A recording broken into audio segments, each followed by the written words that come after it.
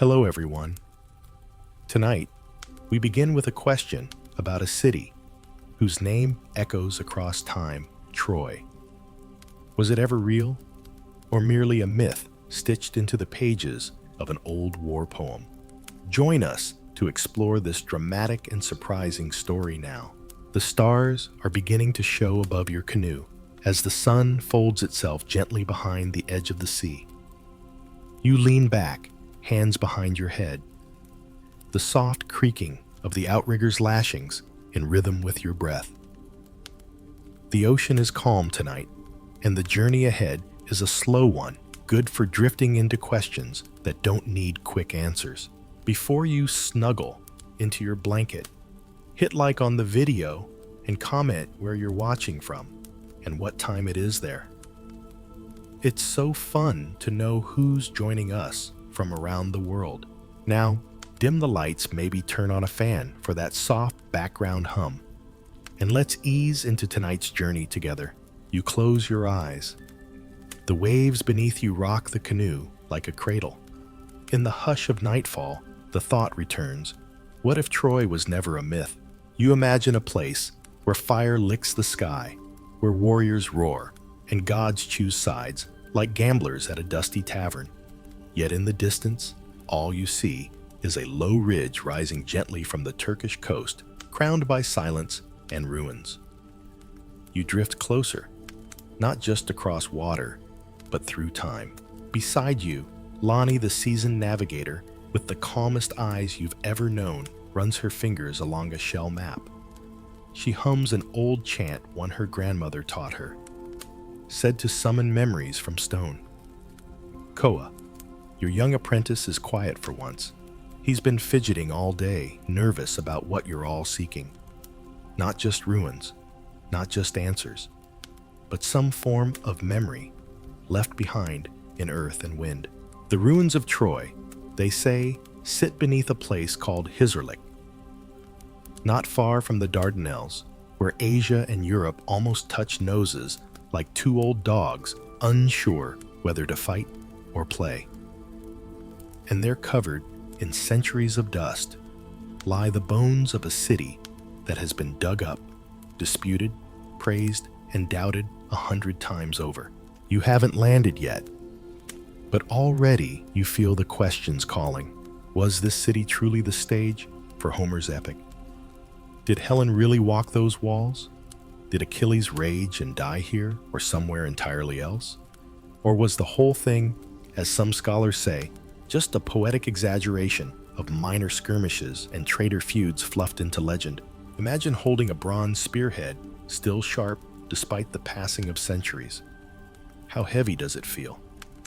Not just in weight, but in story. The sea breeze carries a hint of olives, thyme, and old ash.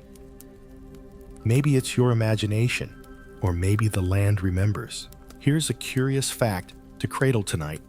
While many believe Troy to be the realm of myths, ancient Hittite tablets refer to a place called Wilusa, a name that sounds suspiciously close to Ilios Homer's alternate name for Troy. And the kings of Wilusa, well, they had tense relations with the mighty Mycenaeans. Coincidence? Historians still argue whether Wilusa and Troy are one and the same. Some claim the tablets confirm it. Others say we're just desperate to stitch legends onto any scrap of reality that floats past. Tua, your elder, chuckles softly from the canoe's rear. He leans on his carved staff and says, "People love stories more than they love truth. But sometimes the story leaves footprints." Koa perks up. Footprints like ruins. You smile. Maybe this voyage will teach him something yet.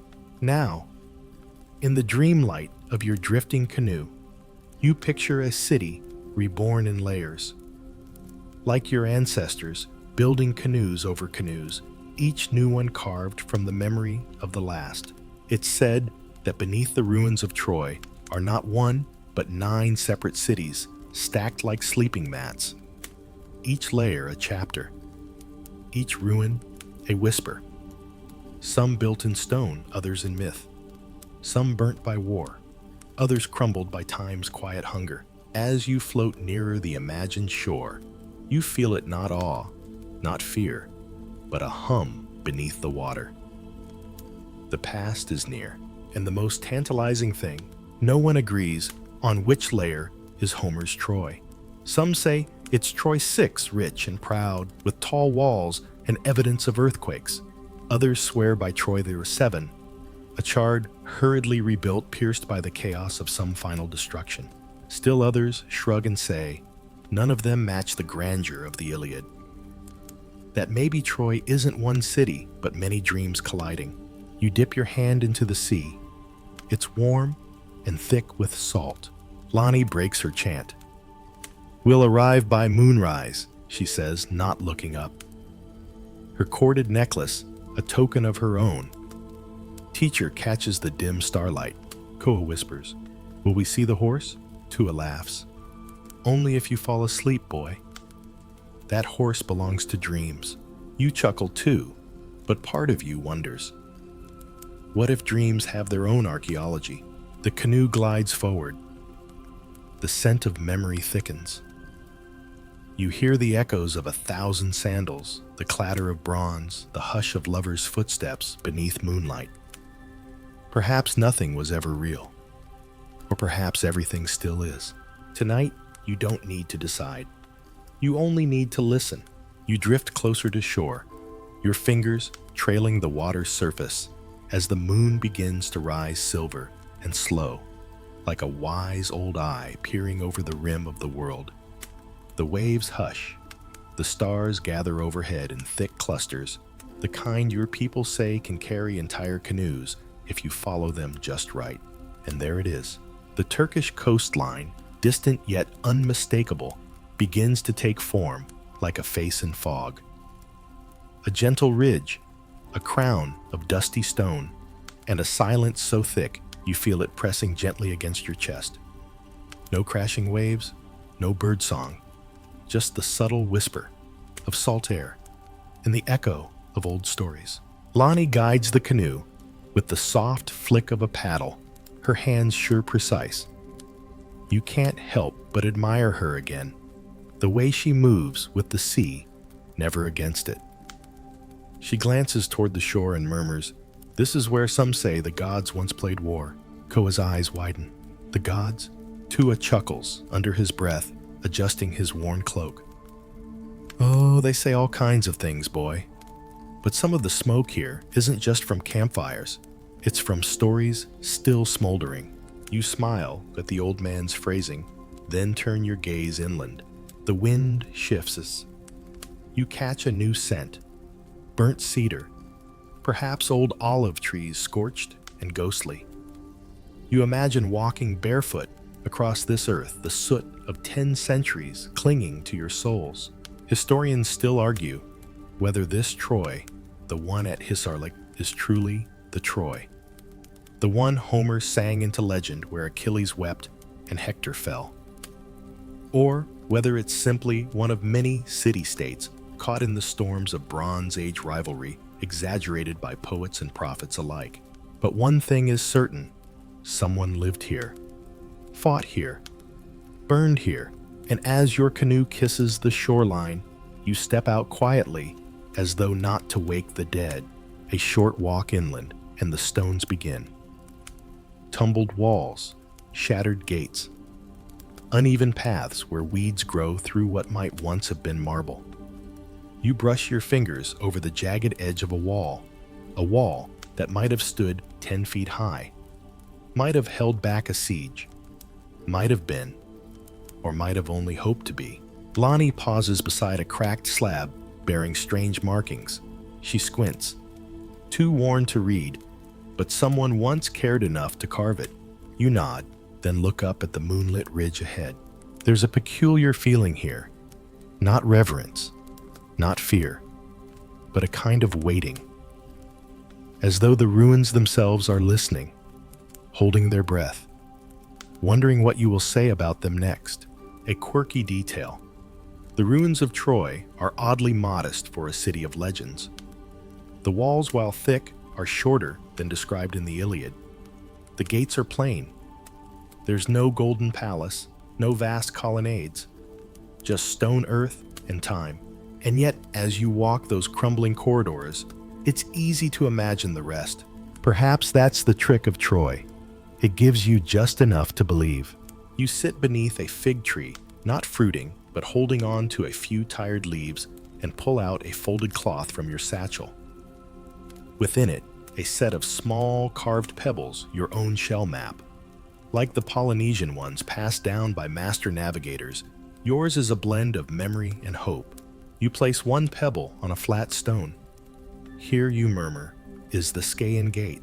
Tua crouches beside you, staff balanced across his knees. Did you know he begins that Alexander the Great visited here? He believed in it, brought offerings to Achilles' tomb, claimed he traced his blood back to the hero himself. Koa gasps. So even conquerors believed in myths. Especially conquerors, Lonnie says softly, standing beside a low wall that might once have been a throne room. They need stories more than anyone. And here's another strange little thread. The name Ilion or Wilusa, depending on your source, was used in treaties by the Hittites long before Homer sang. One such tablet even mentions a ruler named Alexandu. Sounds a lot like Alexander, doesn't it? But that tablet's from centuries earlier. A coincidence, or the fossil of an older story, passed down, misheard, and reshaped. Historians still argue whether Homer pulled from real oral traditions or invented an entire world from metaphor and wine fumes. Some claim he was blind. Others think he never existed. You lean back against the stone and close your eyes. Try this, imagine being a bard, chanting before fire, lit faces spinning war and love and betrayal from your own head or your great-grandmother's tales. Would you need facts or just belief? Now picture a real city caught in the games of empires, a city near a vital sea route, a city worth fighting over. Maybe it wasn't Helen's face that launched 1,000 ships. Maybe it was control of trade. That doesn't sound as poetic, does it? But perhaps both can be true. The breeze picks up.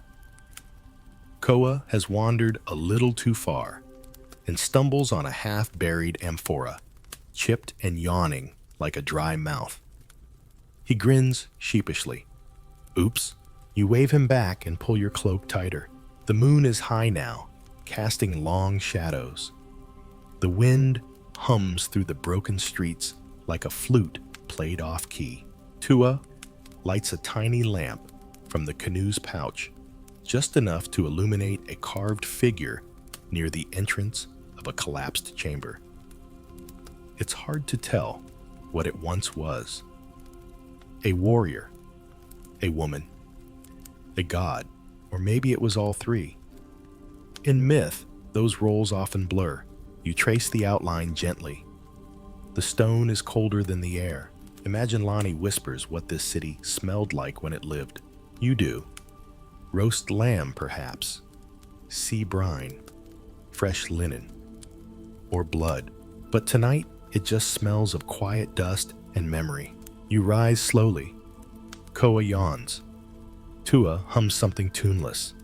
Lonnie watches the stars, calculating the tide in silence. The ruins behind you don't speak. But they don't need to. They've said enough. The moon has crept higher, casting a soft silver net over the stones, and you find yourself standing before a crumbled threshold that once might have been a grand entryway. You pause, 1 foot poised above a dusty step. The kind of moment where even the air hesitates. You step forward. And just like that, you've crossed into the ghost of Troy. There's no roar of war here tonight. No clash of bronze or cries to gods. Just the distant whisper of wind curling through broken columns. But if you close your eyes just for a second, you can almost hear the rhythm of sandals on marble, the laughter of merchants bartering for wine, the low chant of priests tending smoky altars. You reach out and trail your fingers across the wall, cool, brittle.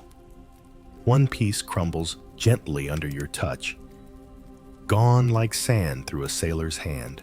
Koa, who's been oddly quiet, moves beside you. Do you think they know we're here? He asks. You glance at him. He shrugs. The ones who lived here. The ones who died here. Lonnie doesn't answer. She's crouched beside what may have been a basin, her fingers tracing the groove, worn by centuries of water, or feet, or both. Tua leans against a stone, his carved staff casting a long, wavy shadow behind him. He says nothing, which usually means he's listening. There's a rhythm here. You feel it in your chest. You walk deeper into what might have been a courtyard, a space shaped by stories more than architecture. You see the suggestion of pillars, the curve of a theater, the lean of an archway. Not full forms, just echoes, like when you see a whale's shadow beneath the water and your breath catches even though it's already gone. It's here that you crouch and place your palm flat against the earth, and the strangest thing happens, a hum, so faint you wonder if it's just the pressure of blood in your ears. But no, it pulses, once, twice, then stops. You open your eyes and draw back, heart beating a little faster. Koa looks alarmed. I felt it, you whisper. The ground, it remembered something. A quirky belief among some old seafarers, including the Polynesian elders, says that the earth holds the memory of great sorrow. That stones and dirt remember stories long after voices vanish. That's why some say you should never sleep directly on battlefields. You might dream someone else's dream. Tua finally speaks. There's a word for this, he says in my grandmother's tongue. Moemoea papatuanuku, the dreaming of the land. You nod slowly. It fits. Historians still argue whether the layout of the ruins supports Homer's description. The alignment of gates, the location of the citadel, the presence or absence of a harbor. Some say it all fits. Others claim Homer never meant to describe a real place at all, just a memory of a memory embroidered until it dazzled. But what of the echo? You rise and follow a worn path downhill where a cluster of square stones suggests the edge of a dwelling. Inside, a shattered pot, a blackened hearth, a bit of scorched wood that by some miracle has not turned entirely to dust. Imagine lighting that fire again. Would it burn as before? Or would it whisper the last thing it heard? Lonnie joins you. She doesn't speak at first, just stares at the fire pit. Then she reaches into her pouch and pulls out a tiny pouch of crushed herbs, lavender, and sweet bark mostly. A tradition among your people to offer scent to the past. She scatters it over the stones and bows her head. Koa watches wide-eyed. Do you believe in ghosts? He whispers. Not the kind that scream, you say, but the kind that listen. Yes. He kneels beside the hearth and brushes a bit of ash away, revealing the curve of a tiny figurine clay, cracked no bigger than your thumb. A woman, maybe, or a goddess, or someone's daughter. You wrap it in a cloth and tuck it into your satchel. Not to steal it, just to carry it a little further in story. And here's an odd bit to carry with you. Some scholars believe the Iliad was based on several sieges over time, not just one. That Troy wasn't destroyed once, but again and again. 9 cities remember, 9 heartbreaks, 9 rebirths, Tua sighs. It's a strange thing to rebuild in the same place you were broken. You walk with him a while, past the overgrown stumps of buildings, long consumed by roots. The vines here don't choke, they cradle, as if the earth itself is trying to soothe its scars. And yet, why do we keep coming back? Because something inside us wants to know. You pause at a jagged archway. The moonlight cuts through it in a sharp line splitting shadow from stone. A perfect place for an oath, a goodbye, or a betrayal. You step through it slowly. A breeze catches your cloak and lifts it like a sail. For a moment, You imagine yourself in armor, or robes, or nothing at all, just bare feet and purpose standing in a place that never quite died. A city doesn't vanish just because its walls fall. It lingers in the stories we whisper, in the names we half remember, in the way we touch stone like it might touch us back. Let's return to the canoe, Lonnie murmurs. The tide is shifting. You all walk back in silence. The stars overhead blink as if trying to speak. You don't rush, not tonight, because somewhere under the soil you walk on lies 1,000 years of breath. And tonight, you listened. You leave the ruins behind you, but they don't leave you. Even as your feet return to sand, even as the soft hush of the tide laps against your canoe, the weight of the stones presses gently against your chest. The moon is high now, bright enough to paint the sail in silver, bright enough to show the outline of Lonnie's braided necklace as she unties the outrigger. You glance at Koa, who looks back toward the shore, fidgeting with the strap on his satchel. I didn't see the horse, he says, not exactly disappointed, just unsure. You smile. It was never there to be seen. Not like you'd expect. He scrunches his brow. But the story, Tua chuckles as he climbs back into the canoe. Ah, the trick that broke a city. The wooden horse, the gift no one should have accepted. You shove off the shore with a long pole, the canoe gliding back into the inky water. And as the ruins grow smaller behind you, your thoughts linger on that one curious tale. Imagine it, a massive wooden horse wheeled before the gates. Hollow, silent, a peace offering, a trap. An absurdly bold move that no seasoned defender should have fallen for. And yet, according to Homer, they did. They brought it in. They celebrated. They died. Koa leans forward. Do you think it really happened? You raise an eyebrow. Do you? He hesitates. It sounds more like a dream than a plan. You nod, or maybe both. The story of the Trojan horse has traveled more than most ships. For centuries, it's been retold in plays, paintings, and poems. But archaeologists have never found a scrap of evidence for the horse itself. No wheels, no splinters, no carvings, just a story. And here's a quirky fact to cradle. As you float in some ancient versions, the horse might not have been a statue at all, but a metaphor, possibly even a reference to a siege engine, or to an earthquake that cracked the city open like a shell. Historians still argue whether the entire tale of the horse was invented as a symbol, a dramatic flourish to make the fall of Troy seem more like divine justice and less like brute conquest. Lonnie leans back watching the stars. Symbols are heavier than facts, she says softly. People carry them further. You guide the canoe by feel now. The stars overhead are enough. You know the currents, the way the water speaks in slight temperature shifts, the way the swell nudges the hull at the perfect angle. Koa pulls a bit of twine from his pouch and begins to braid it nervously. You've seen him do it when he's unsure. You wonder if it will become a necklace like Lonnie's, or just unravel tomorrow.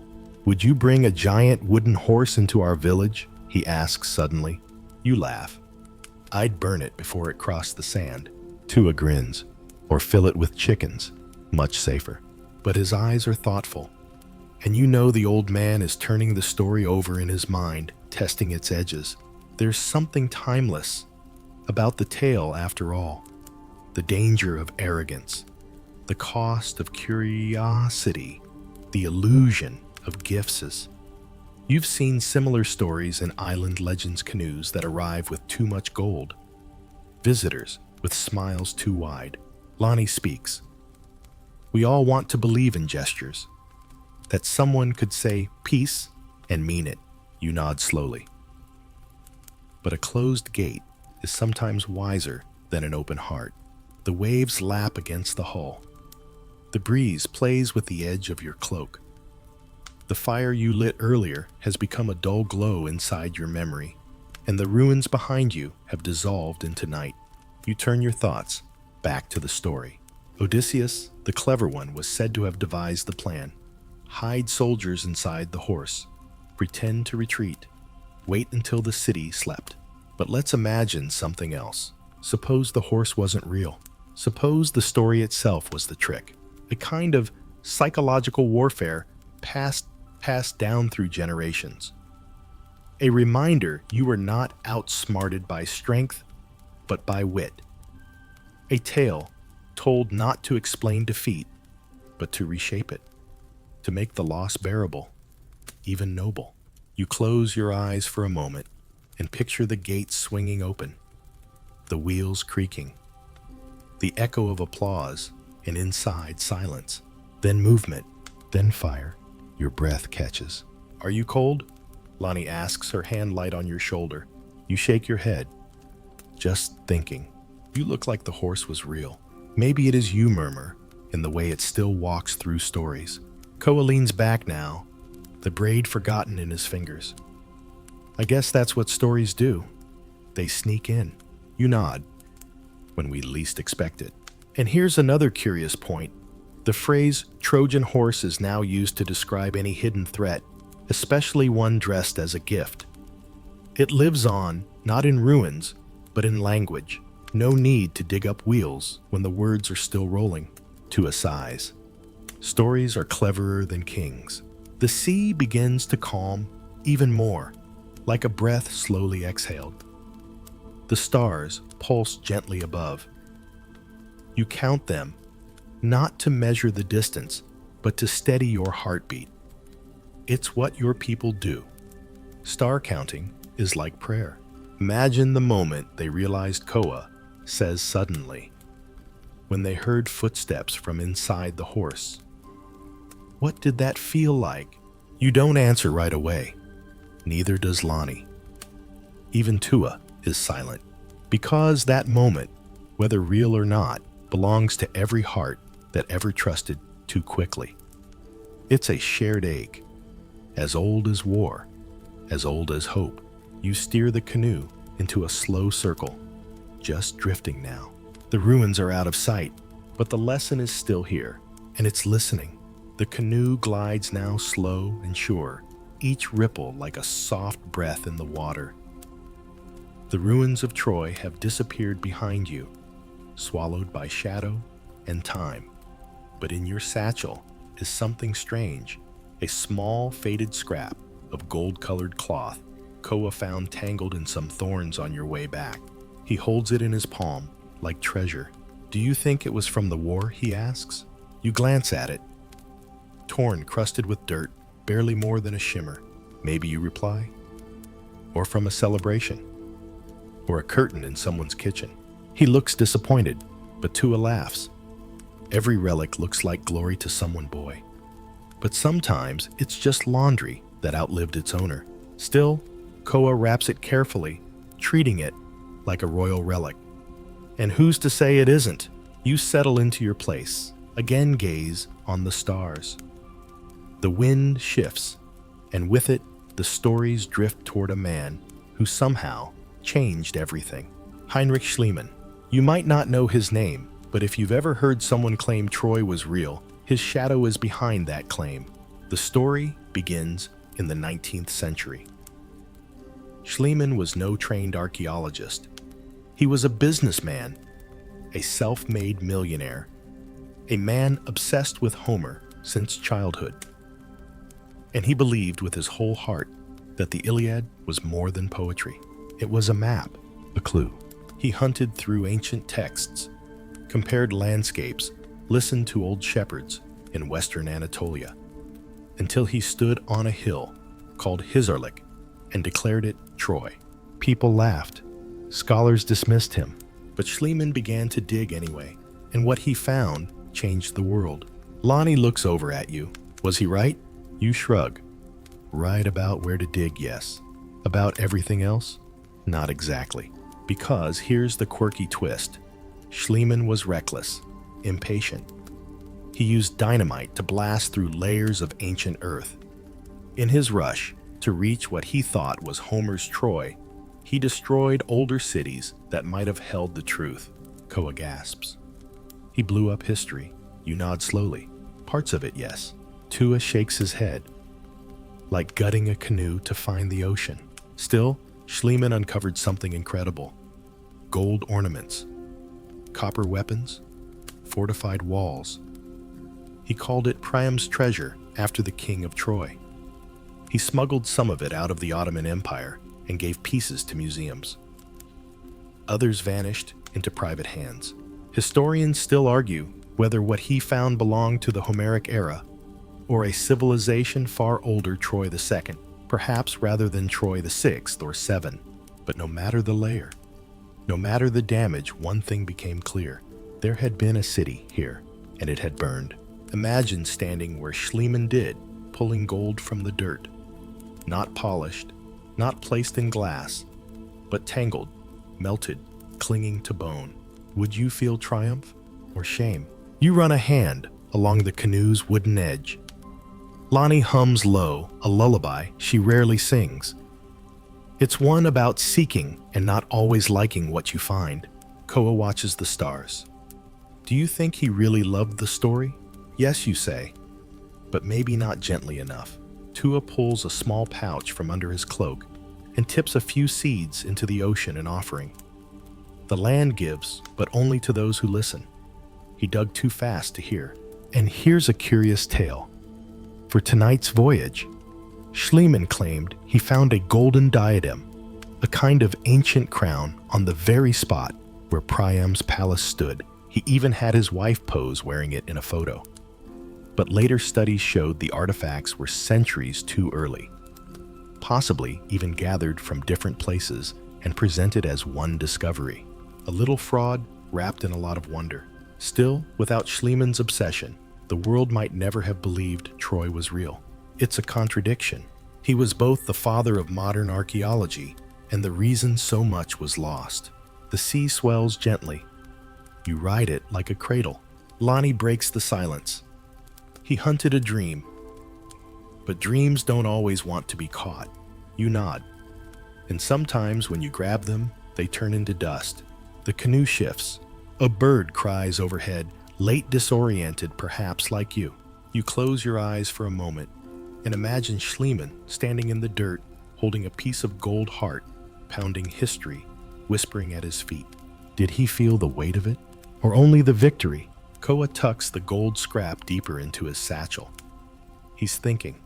You can tell. Something is forming in his mind, something quieter than his usual questions. Perhaps for the first time, he's learning that not all discoveries feel good. You pull your cloak tighter. The stars are soft now like candlelight behind thin parchment. And the story continues. Because whether Schliemann found the real Troy or not, he cracked open a truth. That buried beneath legend might lie something more than fiction.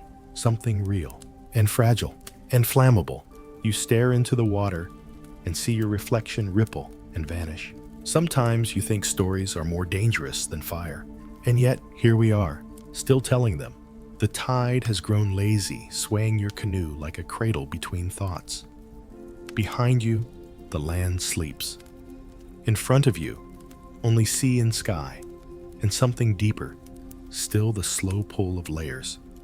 Not water, but time. You feel it in your bones tonight. 9 cities deep, that's what they say about Troy. Not one ruin, not one moment frozen in stone, but a stack of civilizations built one atop another like driftwood on a tide line. Each new Troy rising from the ashes of the last, as if the land itself refused to let go. Lonnie shifts beside you, adjusting the outrigger sail with quiet precision. She says nothing, but the way her fingers move steady, unhurried, reminds you of something important. That building is not just creation, it is repetition. Memory layered with will. Koa is curled near the prow, satchel clutched like a pillow, the gold thread still inside. He's not asleep, but he's quiet. He listens in that way children do when they finally stop asking and start feeling. Tua is awake, of course. The old man never seems to sleep. He hums low, and off-key a tune you've heard since you were little. A sailor's song for safe passage. You look to the sky and start to count the stars again. A habit, a compass, a ritual.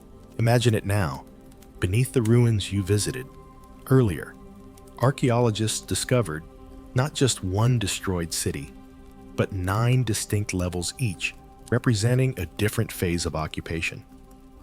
Troy Kiamri, an early humble settlement. Troy II, larger, more fortified. Then Troy III, 4V, all the way to Troy 9, spanning from 3000 BCE to nearly Roman times. It's a matryoshka doll of empires, each layer with its own walls, its own gates, its own dreams. Historians still argue which layer, if any, is Homer's Troy. Troy 6. Magnificent, but undone by earthquake. Troy VII. A charred and hastily rebuilt, matching descriptions of a city destroyed by siege. But maybe the better question is, why did they keep rebuilding here? Why not move? You lean over the side of the canoe and stare at the water. It's dark and bottomless. But if you could see through centuries, maybe you'd find the same answer. Because some places pull you back. They become sacred in strange ways. Familiar, even in ruin. Tua speaks up suddenly, voice just above the waves. You know, he says, they say the foundation stones of the first Troy were never fully removed. That each new city stood on the shoulders of the old. You nod slowly. Like we do with stories. He smiles. Exactly. There's a Polynesian tale, you remember, about a navigator who tried to escape his ancestors' shadow by sailing to a new island. But every island he found bore the same trees, the same birds, the same shape in the clouds. Finally, he understood he wasn't escaping his history, he was carrying it. You think of Troy like that, not one city, but a long breath held in stone. Here's a quirky detail. One layer of Troy included clay tablets inscribed with strange markings, possibly records, maybe trade lists, maybe prayers. But no one can read them now.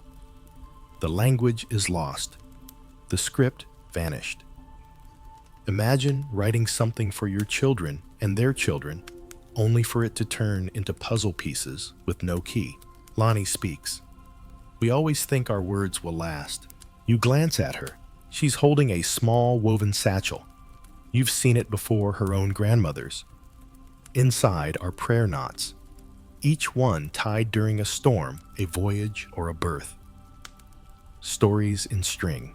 Even knots forget, she murmurs. You let that sit for a while. Koa shifts, rubbing his eyes.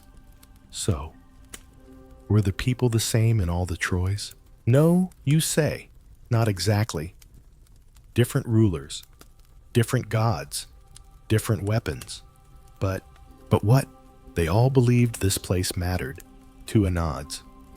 Even after fire, even after earthquakes. They came back. And here's the mystery. Why do people return to a place that breaks them? Perhaps that's the riddle Troy leaves behind. Not just in history, but in us.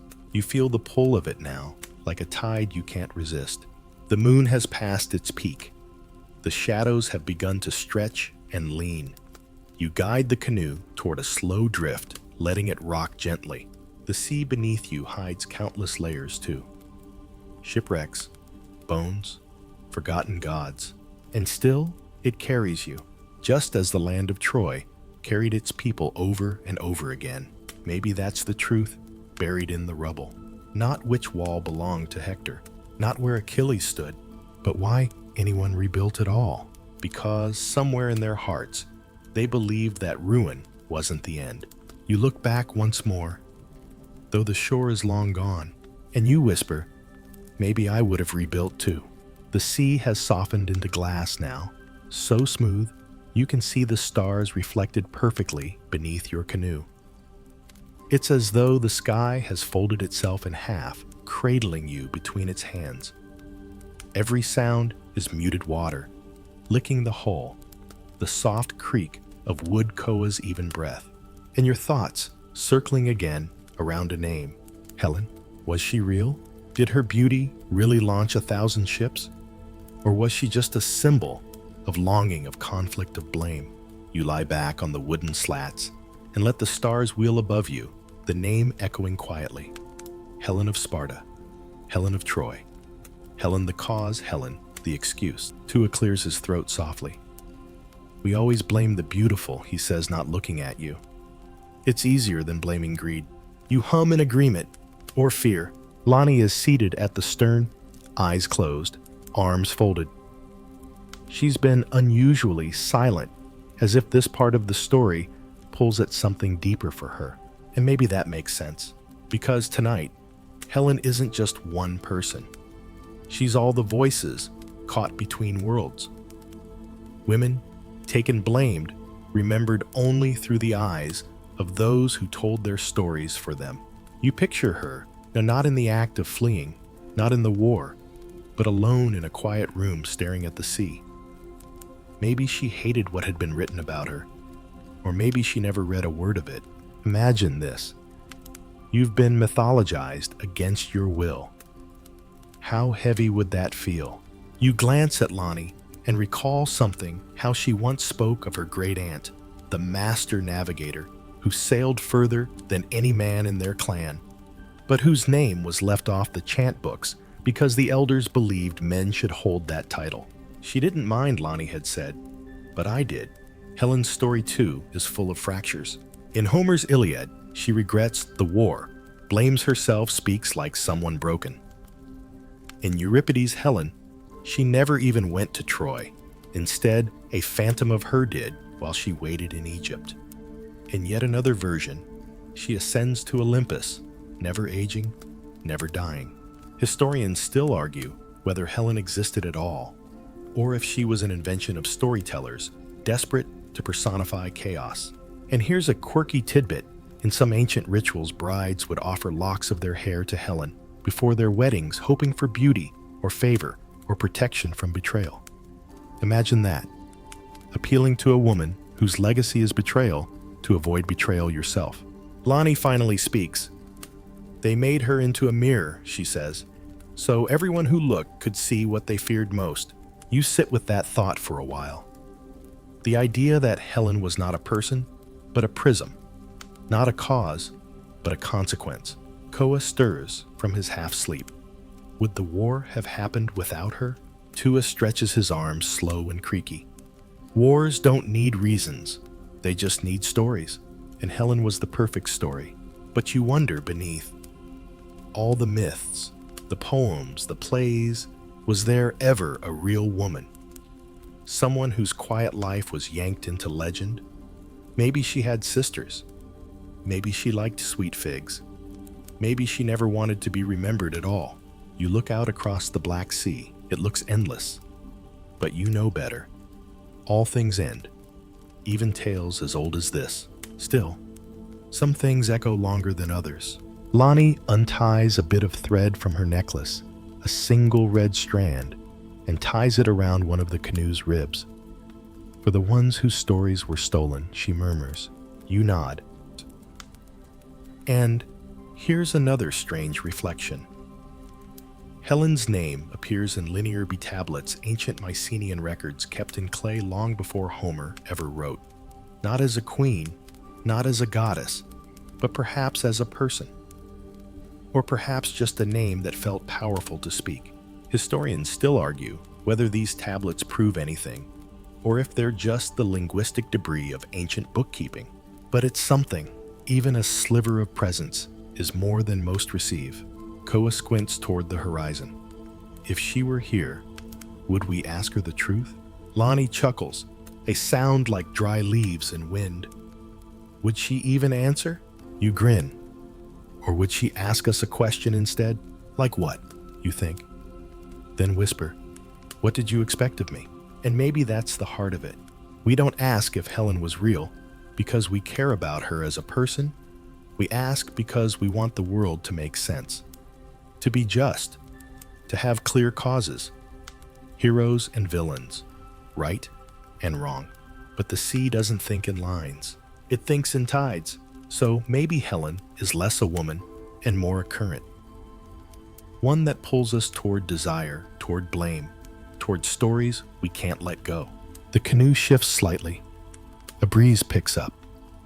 The kind that carries memory to a hums again. This time, you recognize the tune, a morning chant for the unspoken. You join in softly, and the name floats out over the water. Helen, not a queen, not a curse, just someone lost in a story too big for her to carry. The stars above you are beginning to thin, just a little, as if the sky, too, grows weary from the weight of so many questions.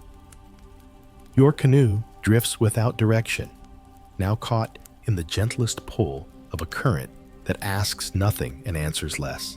But tonight, you still search. You sit cross-legged in the center of the canoe, a small bundle unwrapped before you. Bits of shell charcoal rubbings from the ruins that thread of gold koa found, and a few scorched fragments you tucked away under moonlight. You're not trying to find meaning, exactly just a shape, a thread between things. You pick up a piece of blackened bronze, a blade, or what used to be. Koa leans over your shoulder. Is that a weapon? Was your reply. He reaches toward it, then pauses. It's small. You nod, and cracked. Lonnie watches from across the canoe, her legs folded neatly, her gaze far beyond the horizon. Most things left after battle are. You run your thumb along the corroded edge. It's dull now, safe. But once it may have drawn blood, may have been held by someone shouting, or terrified, or simply trying to survive. And that's the truth. No poem ever captures, isn't it? War isn't just glory and oaths. It's the smell of sweat on bronze, the sound of boots in mud, the way a shield slips in your hand when it's too wet with someone else's grief. Historians still argue whether Troy was destroyed by a single great war, or if its end was a slow, unraveling raids, trade disputes, starvation, earthquakes, betrayal. But the evidence speaks of fire and broken things. You hold up another fragment. This one a curve of copper, bent like a smile or a grimace. Koa turns it over in his palm. This belonged to a warrior, maybe you say, or a craftsman, or a boy who wore it for luck. Tua chuckles. The same hands that cook rice also throw spears. And here's a quirky little detail to rock you gently. Archaeologists have found piles of broken weapons at the Troy site, many deliberately deformed, as if bent after battle. Not just worn from use, but twisted, snapped, crushed. Ritual disrespect, cleanup, or maybe just the weight of violence warped into silence. Lonnie reaches into her pouch and pulls out a strip of cloth embroidered with triangles, her family's war pattern passed down through chants and thread. She drapes it over the canoe's side, letting the fabric kiss the water. A peace offering, or a remembrance. You watch it ripple. In your mind, you walk again through the ruined city. Past the charred timbers, past the fallen stones, into a chamber with walls stained black and air heavy with absence. And there on the floor, a broken shield. Circular, dented, forgotten. You kneel beside it, press your fingers to its surface, and imagine the hand that once held it. Was he brave? Was he frightened? Was he only trying to return home? Because here's the truth. You begin to feel, somewhere in your chest, where the waves settle. War doesn't remember the names, only the breaking, Koa whispers. Why do people fight like that? You look at him for a long time, then answer, because they're afraid too. Tua nods slowly, afraid of loss, afraid of pride, afraid that peace makes them weak, and afraid, Lonnie adds, that someone else will strike first. Your canoe is silent for a long while. Even the sea holds its breath. And then you remember something. A single, strange line from Homer's Iliad, how Achilles the great warrior weeps. not just for Patroclus, his closest friend, but for the whole sorrow of man. The futility. The futility. Historians still argue whether Homer meant Achilles as a hero or a warning. But in that moment of tears, you feel something real, human, undeniable. You wrap the fragments back in cloth and tuck them away, not to forget, but to honor. Not every weapon needs to be remembered for its sharpness. Sometimes what we carry forward is the dullness, the silence, the aftermath. You lie back and let your arms fall limp beside you. Koa curls near your knee, mumbling something soft and indistinct. A dream. Lonnie hums again, this time an old lullaby from her childhood. A tune for mothers waiting on beaches, watching the horizon for sails. And you look into the sky and ask it to remember, not the wars, but the people who dropped their blades.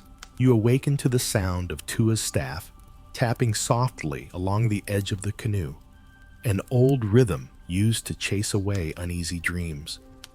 The stars have dimmed now. A hint of gray smudges the eastern sky. Not quite dawn, but enough to mark the slow end of night. You sit up slowly, joints whispering protest, and find Lonnie already scanning the horizon. We pass something, she says, a rock, a shape. You follow her gaze, but all you see are waves, the occasional glint of light on water. Still, Lonnie's eyes don't lie. Tua nods. Time to call the stars home. He pulls his shell map from beneath his cloak, a web of lines and beads held together by memory and meaning, and lays it flat across the canoe. The tiny shells clink as they settle into their places, each one a representation of a current, an island, a wind's song. But this time, he adds something new. He places a small golden disc at the center. You recognize it, not from your journey, from a story. It's carved with rays, like a sun surrounded by dots like stars. The sun of Troy. Some call it a stylized image, found on a piece of pottery unearthed at the ruins. Some think it was a decorative motif. Others believe it was a celestial map, and some say it was a crown. Koa peers over the map, eyebrows furrowed. Was there really a king who wore that? Tua shrugs. Maybe not on his head, but in his mind, yes. You smile. Every king wears something no one else can see. And now with your canoe drifting over deep water, you remember the names that echo through Troy's legacy. Not just Achilles and Hector, but Priam, the old king, who watched his sons die, and Paris, the prince who chose beauty over peace, and Cassandra, the prophetess cursed to always be right and never believed. Their stories are tangled together like rigging ropes in storm wind, and every one of them looked up at the stars, just as you do now. Historians still argue whether Priam's palace ever truly stood on Hisarlik's summit, whether the citadel's walls were wide enough, high enough, grand enough to match the Iliad. But stone foundations remain mighty platforms, rectangular walls, marks of some kind of authority. And near those walls, burial sites, bones of warriors, infants, elders, some buried hastily, others with care. You wonder what kind of crown they imagined at the end of life. Lonnie finally speaks. A star map is a kind of crown too. You tilt your head. She touches her chest. When I sail by stars, I'm the queen of the wind. Koa grins. Can I be a star prince? You already are, you say, tousling his hair. But you have to earn your map. He sighs. Figures. And here's something to cradle in your thoughts. Ancient Troy was likely a city of trade. Its location near the Dardanelles made it a gatekeeper for ships crossing between the Aegean and Black Seas. That kind of power doesn't come from swords. It comes from maps. From knowing where things move. Who wants what? When to say yes. When to close the gate. So maybe Priam didn't rule with just a spear. Maybe he ruled with knowledge, Tua adds a second shell beside the golden disc. 2 crowns, he says. 1 for land, 1 for sea. You raise an eyebrow. He gestures to you. You smile. I'll take the sea. The wind picks up slightly, tugging at the sail. The canoe turns a degree southward, as if responding to the stars before you speak. You feel it, not a tug, but a lean. Like the ocean nodding in agreement, you reach into your pouch and pull out your own shell map. It's simpler than Tua's, but no less sacred. You place it beside his, aligning them carefully. The shells rattle like bones, like voices, like memory. And something in you clicks into place. Troy wasn't ruled by 1 crown. It was shaped by many hands. Kings, warriors, traders, children, prophets. Some carried bronze, others prayers. Some shouted, some watched. And maybe the truest crown was the one no one saw. Like Lonnie's steadiness at the helm, like Tua's silence in the dark, like Koa's questions, each one a stone in the path ahead. You look to the sky again. The stars are fading now, vanishing into morning. But you remember their positions, their stories, the way they sang to you just hours before. You don't need to see them to follow them. You only need to remember. Lonnie, you ask what would you wear as a crown. She thinks for a long time. Finally, she says a sail. You laugh softly. Why? Because it doesn't sit still. It only works when the wind moves through it. You nod slowly. That, you think, is the kind of ruler Troy needed. And maybe once they had one, the sea turns restless beneath you. Just a little. Not dangerous, but thoughtful. The kind of movement that feels like someone shifting in their sleep, haunted by dreams too old to forget. You tighten the lashings near the outrigger, just in case, and glance up at the sky. No more stars. Dawn is a smear of coral and gold on the horizon. The kind of light that doesn't speak, yet just listens. You sit with it for a while, letting your breathing match the rhythm of the sea, steady and deep. Tua's shell map is wrapped again, tucked back beneath his cloak. Lonnie is rebraiding the red thread around her wrist. Koa has taken the paddle, not to steer, just to feel its weight. I like when the water talks, he says. You listen. The current is whispering again. Not fast, not loud, but urgent in its own way. Lonnie nods toward the east. It's time to talk about the fall. You don't have to ask which fall she means, because whether you call it a siege, a collapse, or a punishment of the gods, the end of Troy echoes louder than its beginning. Not because of who fought, but because of how it broke. You speak quietly. It wasn't just swords and fire, was it? Tua shakes his head. That's the story people like. But there's always more than fire. And so you begin. You speak of earthquakes, real ones that likely rocked the region around 1250 BCE. The kind of tremors that don't care about legends. Walls cracked, roofs fell. And even the mightiest citadel can't hold out if the ground beneath it is trembling like a drumskin in a storm. Historians still argue whether it was nature or war that brought Troy to its knees. But signs of fire are there.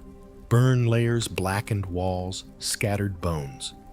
It's not a question of if there was destruction, only how much and how fast. Some believe it was a siege, others suggest an internal uprising, and still others think the city had already begun to unravel before the final blow.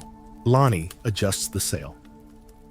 Sometimes a storm just finishes what rot already started. You nod. That's the quiet kind of ending. And here's a strange but telling find at Troy the Asavi. At one of the likeliest layers for Homer's setting, archaeologists uncovered large storage jars buried in the floors of houses. Emergency provisions, maybe. Supplies for a siege. Evidence that the people inside were afraid, that they saw something coming, but they stayed, even knowing the danger. Why? You ask this out loud, more to the sea than your crew. Why stay when walls crack, when enemies draw close, when hunger looms? Tua answers without looking at you. Because it's home, and that word home sinks into the water like a stone. You think of all the places you've left behind. Islands eroded by wind, villages swallowed by tides, people who said goodbye and never returned. Maybe Troy fell because it couldn't imagine itself somewhere else. Maybe that was its strength and its ruin. Koa is quiet, but you know a question is blooming in his mind. Finally, he asks, "Do you think the gods did it?" You smile. A fair question. After all, the myths say Troy's fall was fated, that Zeus himself willed it, that Poseidon, once the city's builder, turned against it, that Athena, angered by offense, withdrew her favor. Historians, of course, don't write about gods, but they do write about patterns, civilizations across the Aegean, the Levant, even Egypt, all show signs of collapse around the same time. Around 1200 BCE, a great unraveling began. Cities burned, trade routes vanished, empires folded inward. They call it the Bronze Age collapse. Troy may not have been special in its suffering, just visible in its story. You turn your gaze to the water. We like to believe there's a reason you murmur, that it was Helen or Paris or the horse, something with a face. Lonnie's voice is soft, but maybe it was just time.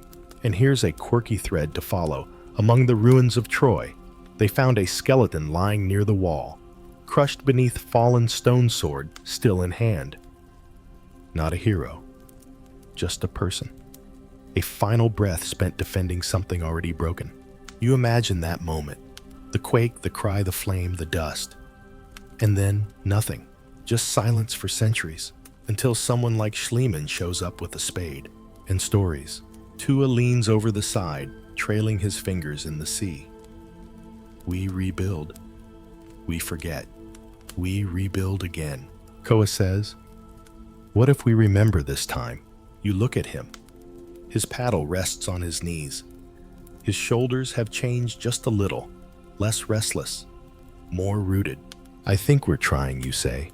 The sun is rising now, full and amber, painting the sea in liquid gold. Lonnie tightens the sail. The canoe begins to move again gently, purposefully. You leave behind not just a city, but the weight of its ending. The sky glows, and the silence between waves feels almost like forgiveness. The sun has risen fully now, spreading warmth across your back and waking the sea with its golden fingers. Your canoe glides in soft ripples, no longer adrift, but guided by light, by memory, and by something else you can't quite name yet. A pull. A thread that hasn't let go. You adjust your position legs, crossed hands, resting lightly on the wood. The smell of salt is sharper now. The horizon shimmers. And in your chest, you still carry the question, why does this city, this myth, this ruin, refuse to stay buried? Koa stretches arms wide, mouth open in a dramatic yawn. We're still talking about Troy. You smile. Troy's still talking about us. He blinks. What do you mean? Lonnie answers soft but certain. Some stories haunt the future. And Troy? Oh, Troy has haunted more than its fair share of futures. You reach into your satchel and pull out a worn scroll wrapped in leather tied with twine. It's not ancient, just old enough to matter. A handwritten copy of a 12th century Latin poem. Not the Iliad, not the Odyssey, but a medieval Roman de Troy, a retelling of Troy wrapped in the customs and armor of knights and queens. Yes, knights, because Troy didn't stay in the Bronze Age. It marched forward century after century, slipping into the minds of kings and generals and scholars and dreamers. Historians still argue whether Troy's rebirth in the medieval world helped shape European identity. Some rulers trace their lineage directly to Trojan survivors, imaginary or not. The British once claimed Brutus of Troy founded London.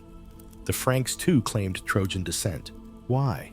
Because people want to be from something ancient, something noble. Even if it's ash. Tua clears his throat. Every village wants to believe it was built from fire. You nod. Burnt cities make good origin stories. Lonnie chuckles. Until they burn again. You pass the scroll to Koa. He unrolls it carefully, brow furrowed. They made Troy into a fairy tale. Into many, you say, each one shaped by the time telling it. One of your favorite retellings comes not from a scholar, but from a painter. In the Renaissance, artists like Rubens and Tiepolo imagined Troy in flowing robes and marble temples far removed from its muddy, war-torn roots. Helen became softer, Achilles more divine. Even the horse grew elegant, less like a war trap, more like a sculpture in a plaza. A quirky detail to carry with you in some paintings, Troy looks suspiciously like Venice. Because that's what happens with stories, isn't it? We dress them like ourselves. You look across the waves. Even now, you murmur, Troy refuses to sink. It rises in books, in films, in operas, in dreams. Always slightly different, always slightly the same. Tua points with his staff toward the horizon. Do you see that? You follow his gesture. A smudge of shadow. An island, perhaps. Or just the edge of the wind. He doesn't clarify. He just smiles. And you know what he means. That's where stories go, when they refuse to end. Lonnie secures the sail again. The people who fled Troy. She says they didn't all die. You nod. Some say they wandered, built new cities, brought their gods with them. Aeneas, Koa says suddenly, I remember the name. You grin. Yes, the hero who carried his father on his back. The one who journeyed far and helped build Rome, if you believe Virgil. The Iliad, another epic, another retelling. A Roman remix of a Greek lament. Historians still argue whether Aeneas was ever more than myth. But his name was stamped onto coins, his story taught in schools. He became an anchor for a civilization hungry for destiny. You think of that often, that Rome looked back to Troy and saw itself, as if the fall of one city gave birth to another, destruction into legacy. Koa asks, do you think they made it up? You tilt your head. Does it matter? He thinks, maybe not. You say, sometimes a story doesn't have to be real to be true. The canoe glides quietly for a long while. The sea, once heavy with memory, now feels light, almost playful. But the story still sails with you. It has become a passenger. You turn to Lonnie. Where do you think Troy is now? She doesn't hesitate. Everywhere someone remembers it. Tua adds. And nowhere they agree on what it meant.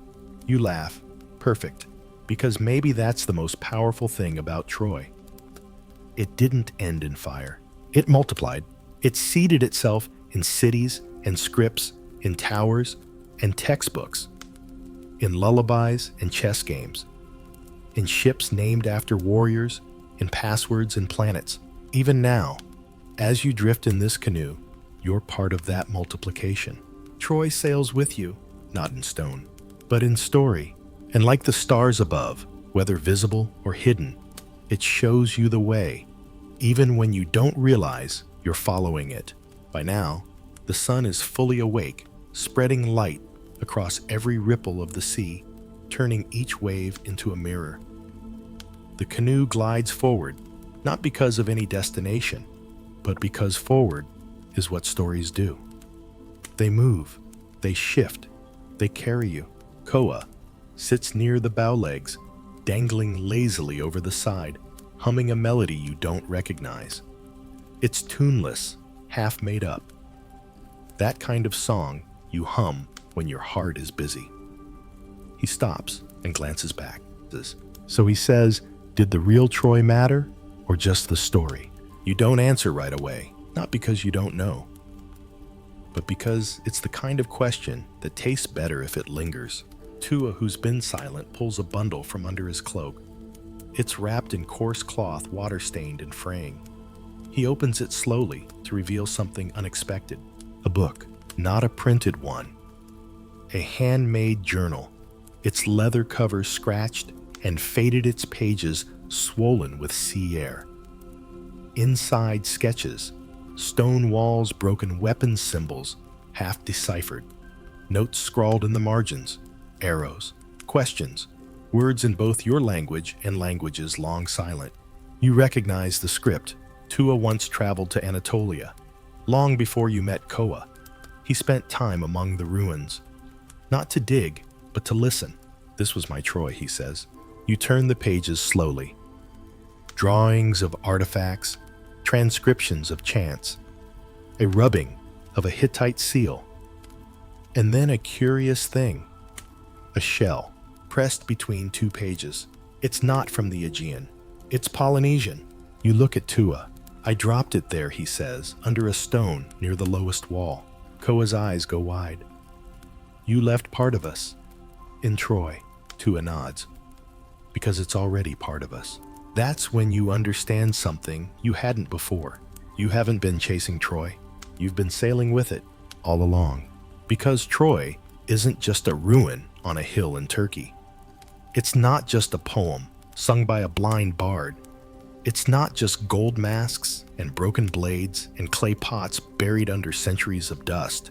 It's every time you wonder if memory matters. It's every time you ask whether people built something for love or burned it for pride. It's every time you try to remember someone who was forgotten. Historians still argue whether we should even call it Troy. Some prefer Hisarlik. Others think we should drop the whole debate and just study what's there. But what is there? Stone, or something deeper? You flip to a sketch of a doorway, arched, half collapsed. Tua's handwriting beside it reads entry to silence. Koa leans over your shoulder. Do you think it remembers us? You whisper, I hope so. Lonnie has moved to the stern, now checking the wind's change, noting the sky's shift. She's always watching the invisible. That's why she leads. You call out softly. What do you think Troy wanted to be? She smiles, not turning. A place that lasted, and maybe it did. Not in the way stones last, but in the way questions do. Here's a strange little detail to tuck into your thoughts. During one of the many excavations, archaeologists found a layer of scorched earth, mixed with collapsed pottery and charred beams. Standard for a fallen city, yes, but in one room, they found a board game. Half buried, half burned, still in place, as if the players had only stepped away for a moment. The pieces were scattered, but the game still waited. You can't help but picture it. Two people crouched on the floor, calling out moves, laughing. Then a sound, a tremor, smoke, and now centuries later, you're here holding their story. Not a king's, not a hero's, just two players. You close the book and hold it against your chest. Tua says, maybe we only remember what we're willing to feel. You breathe deeply. The scent of salt, sun-warmed wood, and memory. Koa asks, will someone tell stories about us one day? Lonnie turns now, her necklace catching a glint of light. They already are. You smile. Because this canoe, this journey, this drifting meditation on a city so often called a myth. That's the story, and it's not over. The sea is brighter now. Gulls begin to cry overhead. Not the kind that beg for fish, but the kind that just announce morning. Life, continuation. You begin to steer gently again. The canoe turns without protest, as if it's been waiting for this path. And maybe, just maybe, somewhere under the sea, or the sky, or the ruins of Hisarlik, someone hears you. Because Troy, whatever it was, is still listening. You steer the canoe into the wind, now feeling it catch the sail like breath in a lung. The sea is awake, but calm. No urgency, just movement. You let it guide you, not because you know where you're going, but because the going is the point. Behind you, the morning fades into memory. Ahead of you, the sun stretches itself wide, and the world unfolds like a page from a book you've read 100 times, but never quite the same way. And now, your thoughts return not to the war or the kings, or even the ruins, but to the weaving. The way stories are threaded, pulled taut, knotted. You think of how your people read the ocean, how they memorize waves, not just stars, how a story is a sail, and a sail is a map, and a map is a memory that catches the wind. Troy was woven, not just built. You reach for your satchel again and pull out something you've carried since your first crossing. A folded piece of tapa cloth patterned with inked triangles and spirals gifted by your grandmother before her final voyage. She told you it was a story even if you couldn't read it yet, and now looking at it, you think of the ruins, not as walls, but as patterns. Fragments of a tapestry scattered across the centuries. Lonnie glances over. Dreaming again. You nod, trying to thread it all together. She smiles. Some threads don't want to be tied, but you try anyway, because something inside you wants to find shape in the chaos. And this is where the weaving begins. Think of Homer not as a man, but as a loom. He didn't invent the threads. He gathered them, pulled them through rhythm and rhyme, colored them with grief, with fury, with love. And here's a quirky twist. The Iliad doesn't end with the fall of Troy. It ends with a funeral. Hector's. Not a victory, not a conquest, just mourning. Historians still argue whether that's intentional, whether Homer meant to center empathy, not triumph. You like to believe he did, because in the end, it wasn't the battles that stayed.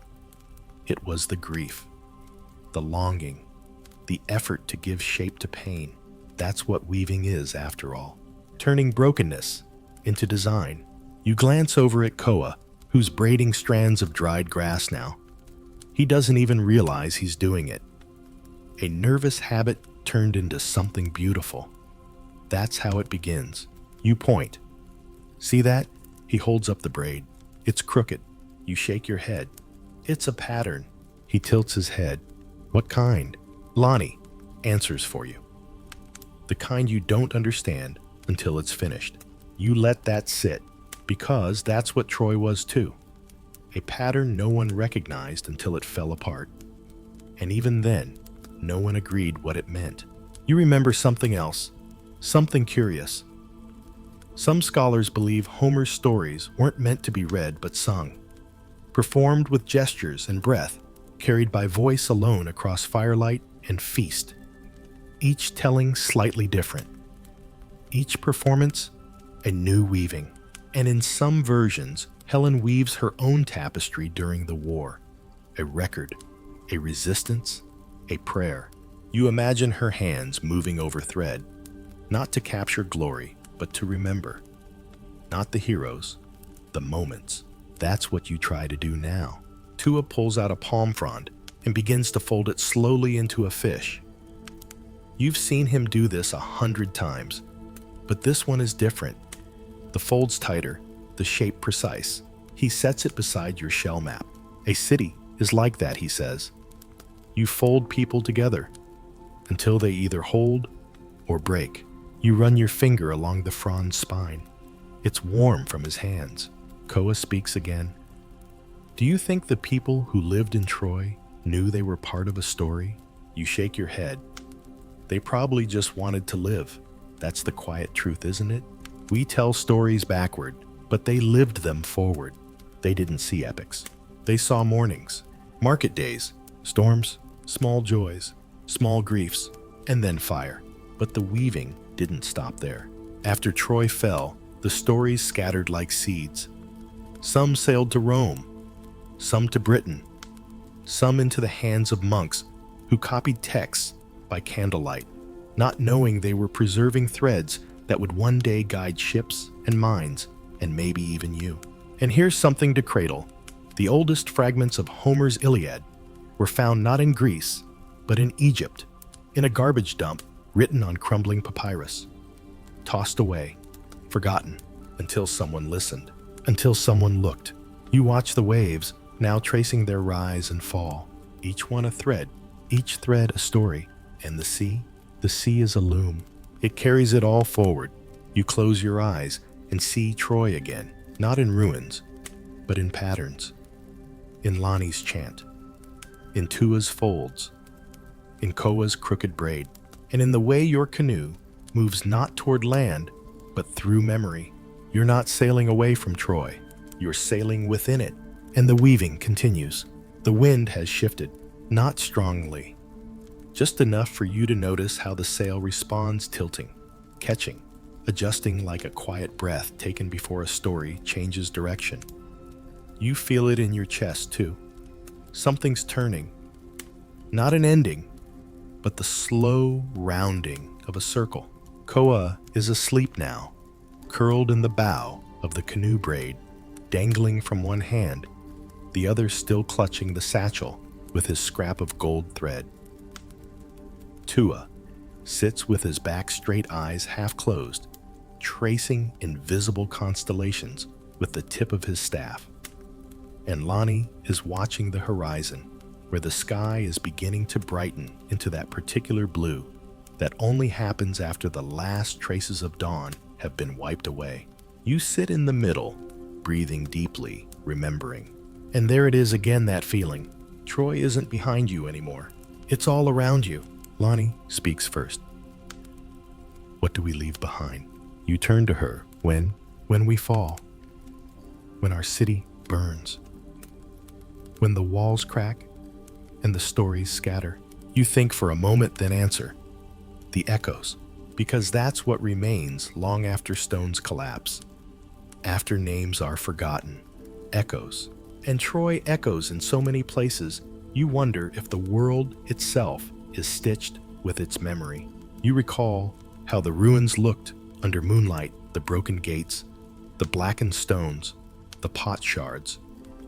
But you also remember how easily those stones transformed in your mind into palaces and markets and halls echoing with music. Memory and imagination holding hands. It's no wonder Troy lives on, because we want it to. There's a curious thing scholars point out about how cities die.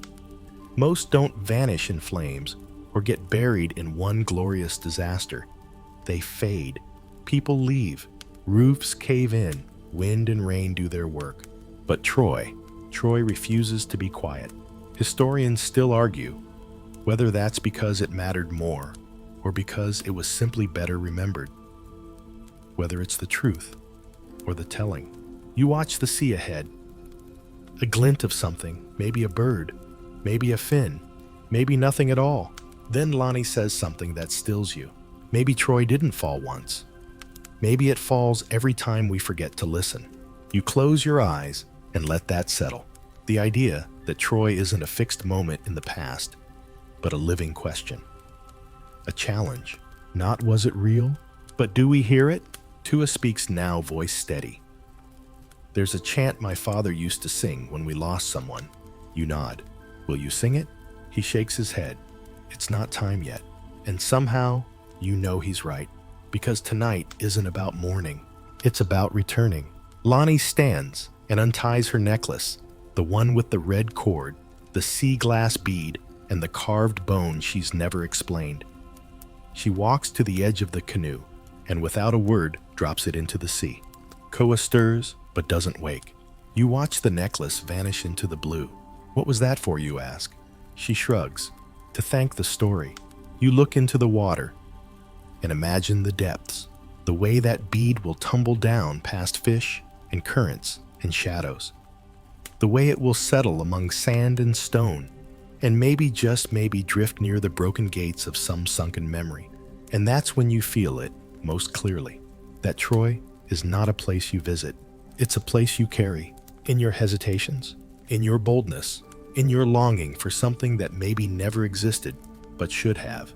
You reach into your cloak and pull out the carved fragment of pottery you took from the ruins. You hadn't meant to keep it, but it clung to your hand, You run your thumb along its edge. There's a marking there. Faded, unreadable. You drop it into the sea. Tua nods. That's how we give stories back. The canoe drifts again, no longer sailing forward, just floating. Not toward an answer, but a stillness. And here's the strangest thing, for all the books and debates and theories, no one can say with certainty what happened at Troy. Did the war last 10 years? Was there a Helen? Was there a horse? Maybe, maybe not. But that's not what makes Troy important. What matters is that we still ask, that we still care. Because to care about something that might not have existed, that's a powerful kind of love. You breathe slowly now. The sea responds. Koa finally sits up, rubbing his eyes. Did I miss anything, he mumbles. No? You say gently. You heard it all in your sleep. He yawns. It's weird. I had a dream that I was walking through a city made of light, and no one lived there, but the walls were warm, like someone had just left. You don't reply. You just place a hand on his shoulder and watch as the horizon begins to fade into cloud. Not storm, just mist, a veil, and maybe beyond it, another layer of the same story. Waiting, still glowing, still breathing. The mist thickens around you now, curling like the edges of parchment catching a flame. Not fierce, just gentle curling inward. The canoe moves slower, almost like it senses the transition. Not just of water to air, or story to silence, but something deeper. You're entering the final chamber of this journey, not an ending, just the softest of arrivals. Koa leans against the canoe's edge, eyes still puffy with sleep, though they carry something more now. Something you've watched form over the past night, a kind of weight, but not the heavy kind.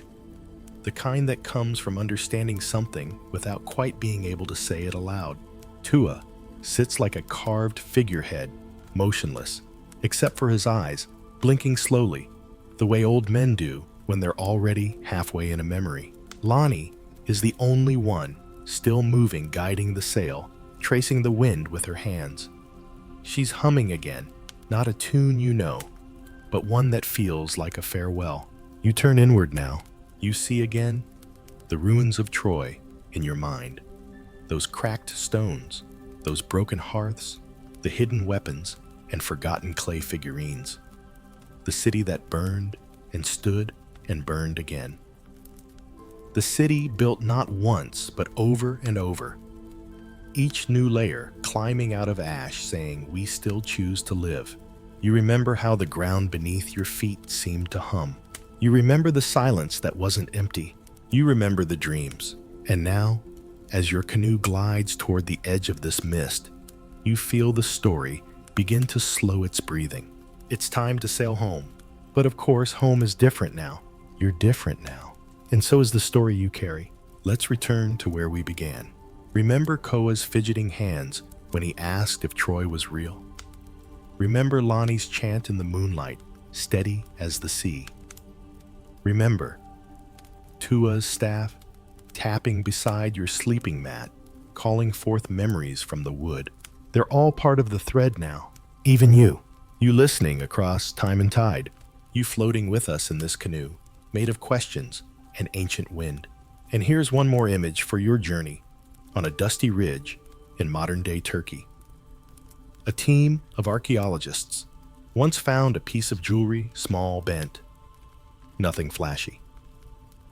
But it was buried alongside a burned doorway, a farewell gift, a memory left in metal. Maybe it was once worn by someone who fled. Maybe it was dropped by someone who stayed. Maybe it belonged to no one, but someone bent it, curved it like a crescent moon, and buried it deep. They didn't leave a name, just a gesture, just a trace. And that's what Troy is in the end. Not a clear picture, but a collection of gestures, of attempts, of people kneeling to plant seeds in soil scorched by myth. Historians still argue whether Troy was fact fiction or something that slipped between those two. But you've seen how it moves, how it survives, how it echoes, in the way you braid grass, or drop beads into the sea, or look into a cracked wall and see the shape of a door. And maybe that's enough. Lonnie calls your name, not urgently, just so you don't miss the moment. You look up. The mist is thinning. The sun is rising again, gold this time, not coral. The world looks both new and exactly as you left it.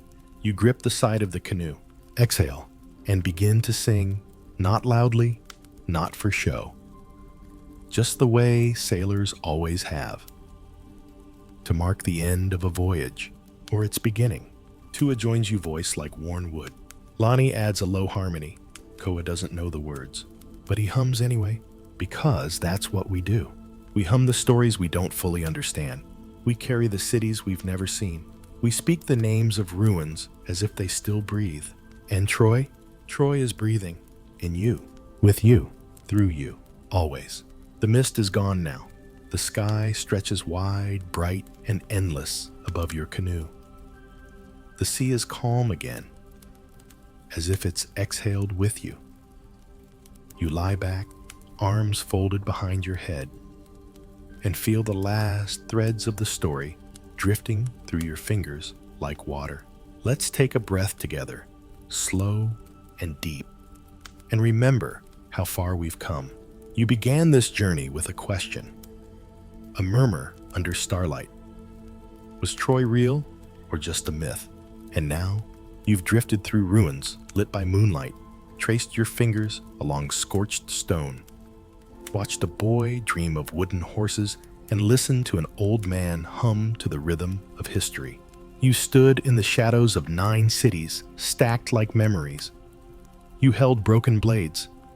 You listened for echoes in cracked amphorae and read poetry not with your eyes, but with your heart. And along the way, you met a girl with a chant in her chest and a sail for a crown. A boy who braided questions into meaning. An elder who folded silence into shape. Lonnie, Koa, Tua, and you. You, the navigator of story. You've walked the streets of a fallen city. Not in sandals, but in wonder. Not with armor, but with stillness. You didn't storm the gates. You listened to them.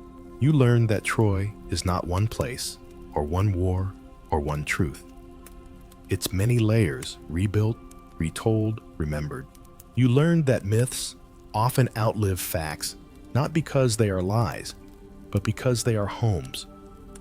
Homes for hopes, for fears, for the parts of us that don't fit neatly into timelines. You learned that a city can burn and still survive. Not in stone, but in stories. And maybe that's the most powerful thing of all, because as you sail toward morning with the sea warm beneath you and the wind soft in your hair, you carry not just the memory of Troy, but the essence of it, the refusal to disappear, the courage to rebuild, the haunting beauty of something not fully known. Koa sits beside you now, quiet and thoughtful. He's watching a single gull wheel overhead. She's gone, he says. You ask who? He thinks. The city. You shake your head. Not gone. Just traveling. Tua chuckles. Stories don't end. They wait. And Lonnie, she smiles. This one's waiting for you to carry it. And you will. In your sleep. In your quiet moments. In the way you look at ruins, now, not as endings, but as invitations. Because you've felt it. That pulse beneath the stones. That hum beneath the sea, that breath beneath the words. So, as you lie back and let the canoe drift, let me say this. The sail flutters gently, the paddle rests, and Troy, ever patient, ever watching, fades into the waves once more. Thank you truly for joining me through every emotion, every turn, every moment of this journey. It's been an adventure, and I'm grateful to share it with you. As we close this tale, I wish you a peaceful evening.